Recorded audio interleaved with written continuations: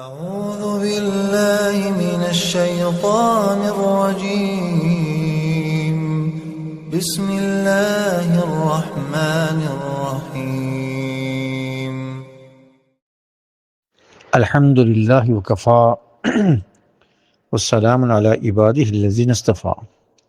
امام مسلم رحمۃ اللہ علیہ نے سیدنا انس بن مالک رضی اللہ تعالی عنہ سے اللہ کے رسول صلی اللہ تعالی علیہ وسلم کا ارشاد نقل کیا ہے،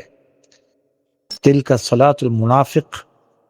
یجلس یرقب الشمس حتی اذا اصفرت وكانت بين قرني الشيطان قام فنقر أربعا لا يذكر الله فيها إلا قليلا۔ کہ یہ منافق والی نماز ہے کہ آدمی بیٹھا رہے اور آفتاب کو دیکھتا رہے، اس کا انتظار کرتا رہے یہاں تک کہ جب وہ زرد پڑ جائے، یعنی ڈوبنے کے قریب ہو اور شیطان کے دو قرنوں کے درمیان ہو جائے، تو یہ اب کھڑا ہو اور جلدی جلدی 4 رکعتیں ایسے پڑھے جیسے ٹھونگے مارتے ہیں، اور ان رکعتوں میں بھی اللہ کو بہت ہی تھوڑا یاد کرے۔ نماز کے اوقات میں وقت مستحب کی بات چل رہی تھی کہ عصر کی نماز کا بہترین وقت یہ ہے، اس کا وقت ابتدا تو یہ ہے کہ جب ہر چیز کا سایہ اس کے سائے سے دگنا ہو جائے تو عصر کا ابتدائی وقت شروع ہو جاتا۔ اس کے بعد سے لے کر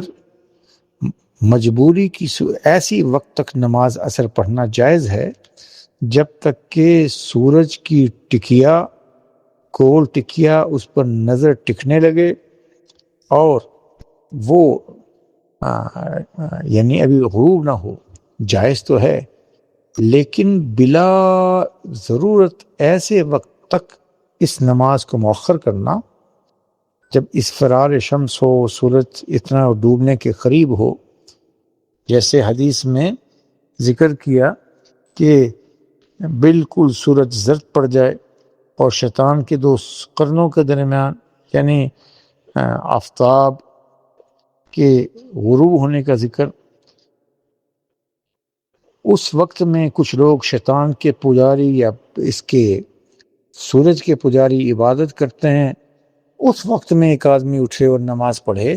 یعنی بلا وجہ بلا تاخیر عصر کی نماز کو مؤخر کرنا،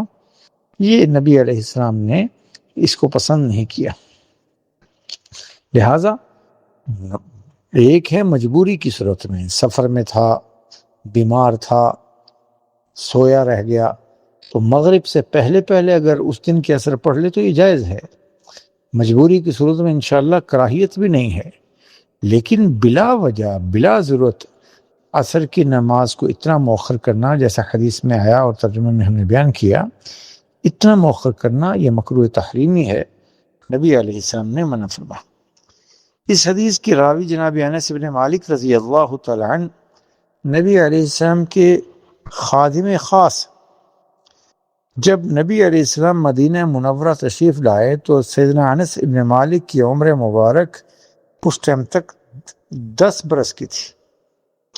اور ان کی والدہ ام سلیم ان کو نبی علیہ السلام کی خدمت میں پیش کرنے آئیں، اور پھر اللہ نے سیدنا انس کو نبی علیہ السلام کی دعاؤں کی برکت سے اور خدمت کی برکت سے لمبی عمر عنایت فرمائی، اور بصرہ میں سیدنا عمر رضی اللہ تعالیٰ عنہ کے زمانے میں 91 ہجری میں حضرت کا وصال ہوا، تو کم و بیش 100 سال سے زیادہ عمر پائی ہے سیدنا انس بن مالک رضی اللہ تعالیٰ عنہ، تو وہ اس حدیث کے راوی ہیں۔ تو لہٰذا اس حدیث سے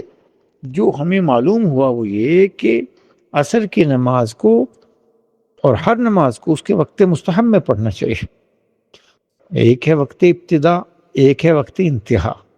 ان اوقات کے درمیان میں نماز پڑھنا ہی زیادہ بہتر اور پسندیدہ ہے، اور عصر کی نماز بلا کسی مجبوری کے مؤخر کرنا کہ آفتاب کی زردی دکھائی دینے لگے اور اس پر نظر ٹکے اور تنگ وقت میں اٹھے انسان اور جلدی جلدی مرغی کی طرح 4 ٹھونگے مارے اور 4 رکعتیں پڑھے، اللہ کے یاد اس میں ذکر کرنے میں کمی کا مرتکب ہو، کہ اندیشہ یہ ہوتا ہے کہ کہیں نماز کا وقت ہی نہ نکل جائے، تو حضور نے ایسے عمل کو منافقانہ عمل سے تعبیر کیا ہے۔ تو تعدیل کے ساتھ نماز پڑھنا، رکوع و سجدہ میں اہتمام کرنا، یہ سارا کا سارا مومن کے شان شان ہے۔ باقی اس حدیث میں جو شیطان کے 2 قرن یعنی سینگوں کا ذکر ہے، تو علماء نے لکھا کہ جیسے شیطان کی حقیقت پوری طرح ہم سب پر منکشف نہیں، تو اسی طرح اس کے 2 سینگوں کا جو ذکر ہے وہ اس کو بھی کسی خاص تشبیہ سے ہی تعبیر کیا جا سکتا ہے۔ کوئی حضور نے ہو سکتا ہے کوئی تشبیہ اور تمثیل دی ہو، اور چونکہ شیطان کی حقیقت سے واقف نہیں تو اس کے سینگوں کے بارے میں بھی ہم کما حق ہو اس کے واقف نہیں۔ تو یہ اس کے 2 سینگ سے مراد سورج کا طلوع اور سورج کا غروب، یہ بعض محدثین نے بیان کیا ہے۔ بہرحال مختصر بات یہ کہ نماز عصر کو وقت مستحب میں پڑھنا، اور بعض صحابہ کہتے ہیں کہ ہم ایسے وقت میں ایسے پڑھتے تھے کہ سورج اور عصر پڑھنے کے بعد اگر چلنے والا قریب کی بستیوں میں جس کو عوالی کہتے تھے وہ بھی چلا جاتا، تو اس وقت بھی سورج ابھی پیلا نہیں ہوا ہوتا تھا، اسفرار شمس نہیں ہوتا تھا، یعنی عصر کی نماز کو اتنی